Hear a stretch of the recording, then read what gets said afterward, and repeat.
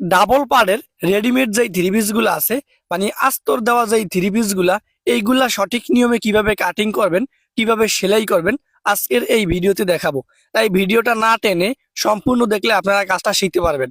দেখেন, এখানে আমি ফোর পাড়ের রেডিমেড একটি থ্রি পিস নিয়েছি। এই রেডিমেড থ্রি পিস কিভাবে কাটিং করবেন, কিভাবে আপনারা আস্তরগুলা লাগাবেন, আজকের এই ভিডিওতে দেখাবো। দেখেন, আমরা এখানে রেডিমেড থ্রি পিসটা নেওয়ার পর জয়েন্টে জয়েন্টে খুলে আমরা আলাদা করে দিব। দেখেন, আমরা হাতাটাকেও এখান থেকে আলাদা করে দিব। এই সেলাইগুলো সম্পূর্ণ একেবারে নর্মাল সেলাই দেওয়া, তাই টান দিলেই খুলে যাবে। এরপর দেখেন, এখানে যে আস্তর দেওয়ার জন্য যে কাপড়টা দিয়েছে, এই কাপড়টাকে আমরা ডাবল পার্টে ভাঁজ করে নিব, সামনের পার্ট এবং পেছনের পার্ট কাটিং করার জন্য। এরপর দেখেন, আমাদের জামার পিছনের পার্ট, এই পিছনের পার্টটাকেও এটার উপরে আমরা এইভাবে বসাই দিব। এইভাবে সুন্দর করে বসাই দিয়ে আমরা মিলিয়ে দিব।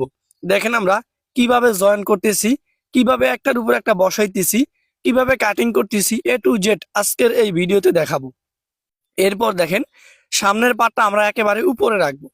দেখেন, আমি যেই দিকে দাঁড়িয়ে আছি এইদিকে খোলা পাট, এবং জামার লাম্বা যতটুকু আছে ততটুকুই দিব। 45 ইঞ্চি পরিমাণ জামার লাম্বা আছে, পুরো লাম্বাটাই কিন্তু আমরা এখান থেকে নিয়ে নিব।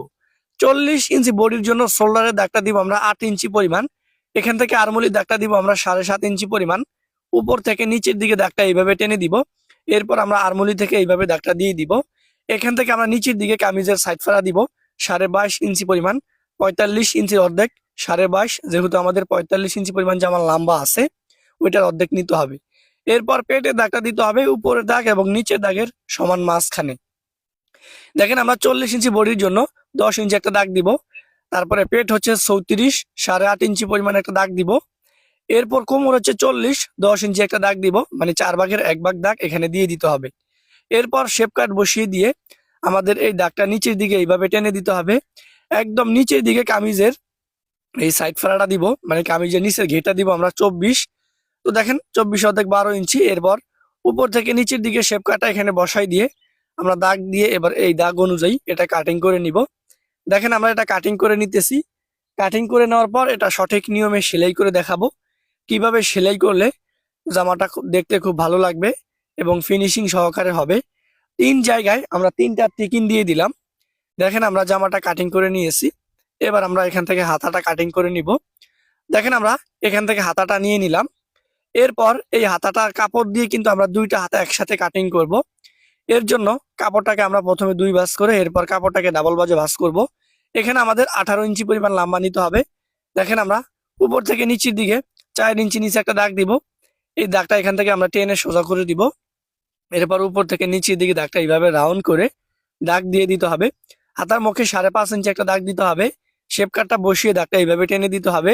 এরপর এই দাগ অনুযায়ী এটা আমরা কাটিং করে নিব। দেখেন, এখানে আমরা একসাথে 2টা হাতা কাটিং করে নিয়েছি।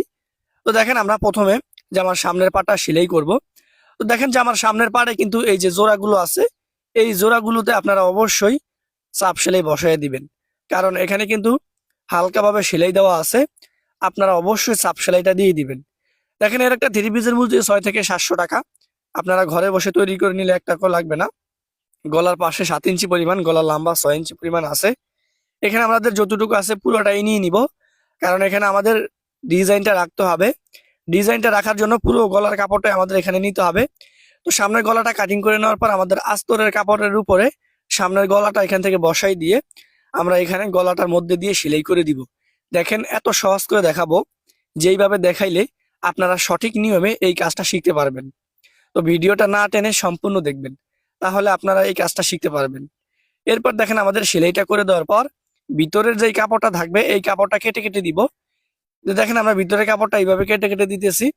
এরপর এটাকে আমাদের বাহু দিকে নিয়ে আসতে হবে। বাহু দিকে নিয়ে আসার পর আমাদের সাপ সেলাই বসাই দিতে হবে। দেখেন, আপনাদেরকে সংক্ষেপে সংক্ষেপে দেখাবো, যেভাবে দেখাইলে আপনারা কাজটা শিখতে পারবেন। এবং আপনি আমার এই ভিডিওটা কোন জেলা থেকে দেখছেন অবশ্যই কমেন্টের মাধ্যমে জানিয়ে দিবেন, তাহলে আমি জানতে পারবো যে আপনারা আমার ভিডিওগুলা কোন কোন জায়গা থেকে দেখেন। এরপর দেখেন, আমাদের সাপ সেলাইটা দেওয়ার পর শোল্ডার এখান থেকে সেলাই করে আটকে দিতে হবে। তো দেখেন, আমরা এটার সাইডও এখান থেকে সেলাই করে আটকে দিতেছি। আপনারা অবশ্যই এইভাবে তৈরি করে নেবেন।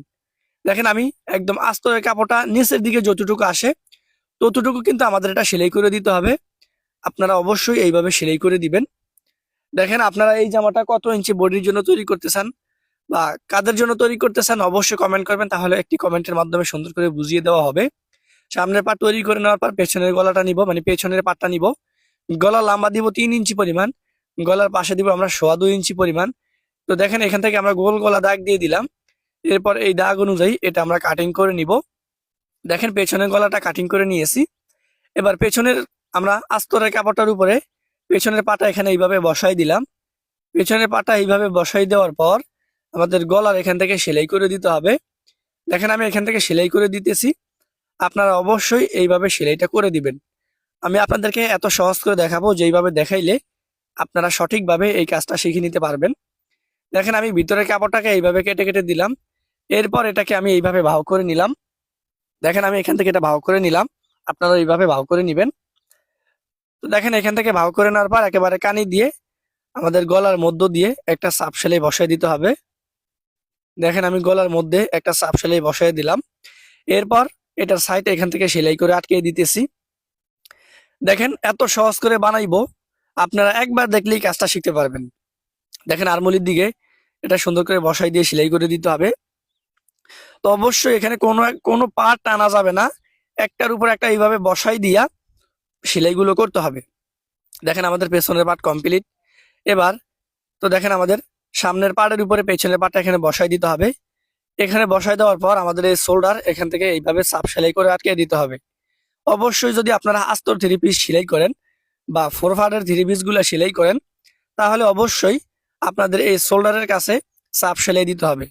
প্রথমে দেখেন পেছনের পাটটার উপরে, পেছনের পাটটা সামনের পাটটার উপরে রেখে এইভাবে পেছনের পাটের দিকে কাপড়টাকে ভাঁজ দিয়ে একটা সেলাই করব।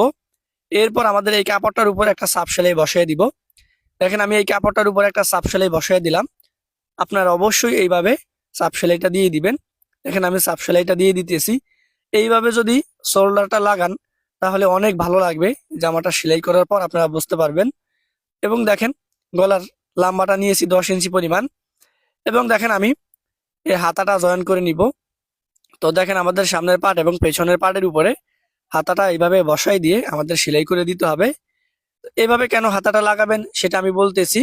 যদি আপনাদের জামার বডি কমান লাগে বা বাড়ান লাগে তাহলে সহজেই কিন্তু আপনারা সেটা করে নিতে পারবেন।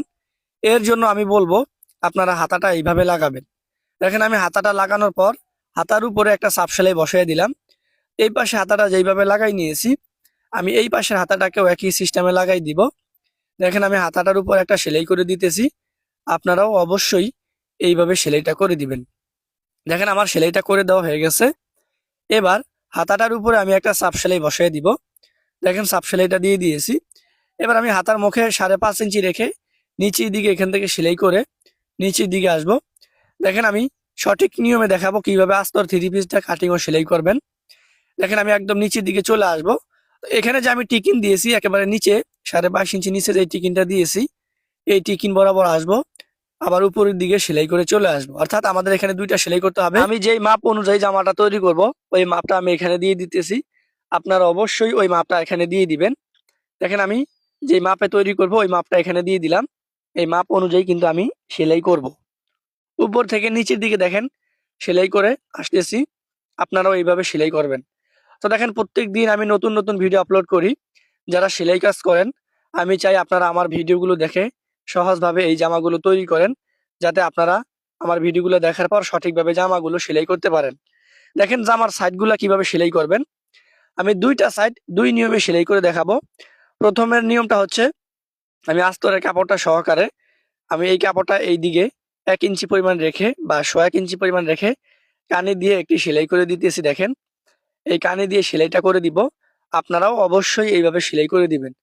দেখেন আপনাদেরকে আমি সব সময় সহজ করে দেখানোর চেষ্টা করি, যাতে আপনারা আমার ভিডিওগুলো একবার দেখলেই কাজটা শিখতে পারবেন। দেখেন কানে দিয়ে সেলাইটা করার পর ভিতরে আমাদের এই কাপড়টাকে ভাঁজ করতে হবে। ভিতরে এই কাপড়টাকে ভাঁজ করে আমাদের এটা সেলাই করে দিতে হবে। দেখেন আমরা কামিজের সাইডগুলো যে সেলাই করব, এই কামিজের সাইড সেলাই করার পর আমাদের এটা একদম ফিনিশিং হয়ে থাকবে। কোনো দিকে কাপড় বলবে না, কোনো দিকে কাপড় গোছায় থাকবে না, এমন ভাবে তৈরি করে দেখাবো। দেখেন আমি উপর থেকে নিচের দিকে এইভাবে সেলাই করে আসতেছি, আপনারাও এইভাবে সেলাই করে দিবেন। তো দেখেন এখানে আমি যে সেলাইটা করতেছি, এই সেলাইটা করার পর আমাদের কাপড়টা আয়রনও করা লাগবে না, একদম ফিনিশিং হয়ে থাকবে। তাই আপনারা চাইলে এইভাবে তৈরি করতে পারেন। দেখেন আমাদের এই পাশেটা সেলাই করব অন্য সিস্টেমে। আমি আপনাদেরকে দুইটা সাইড দুই সিস্টেমে দেখাবো। দেখেন এই পাশেটা আমাদের একসাথে ভাঁজ করে দিতে হবে, একসাথে ভাঁজ করে আমাদের এটা সেলাই করে দিতে হবে। দেখেন আমরা কাপড়টাকে যে ভাঁজ করতেছি ডাবল ভাঁজে, এখানে আমি 1.5 ইঞ্চি পরিমাণ এটা চওড়া দিচ্ছি। আপনারাও কিন্তু 1.5 ইঞ্চি পরিমাণ এই কামিজের সাইড পাড়ার চওড়া দিবেন। দেখেন আমি 1.5 ইঞ্চি পরিমাণ এটা সাইড পাড়ার চওড়া দিয়ে ভেঙে একটা সেলাই করে দিয়েছি। এরপর একেবারে কানি দিয়ে আমাদের একটা সাপ সেলাই বসায় দিতে হবে। দেখেন একেবারে কানি দিয়ে একটি সাপ সেলাই বসায় দিলাম। তো দেখেন আমাদের কামিজের দোনো সাইড সেলাই করা হয়ে গেছে। এবার পেছনের পাটা দেখেন, আমাদের এই পেছনের পাড়ের নিচের দিকে একটা ভাঁজ করে সেলাই করতে হবে। এরপর একেবারে কানি দিয়ে একটা সাপ সেলাই করে দিতে হবে। দেখেন আমাদের জামাটা একদম কমপ্লিট। আপনারা চাইলে একটি আস্তর থ্রি পিস ঘরে বসে কাটিং ও সেলাই করতে পারেন।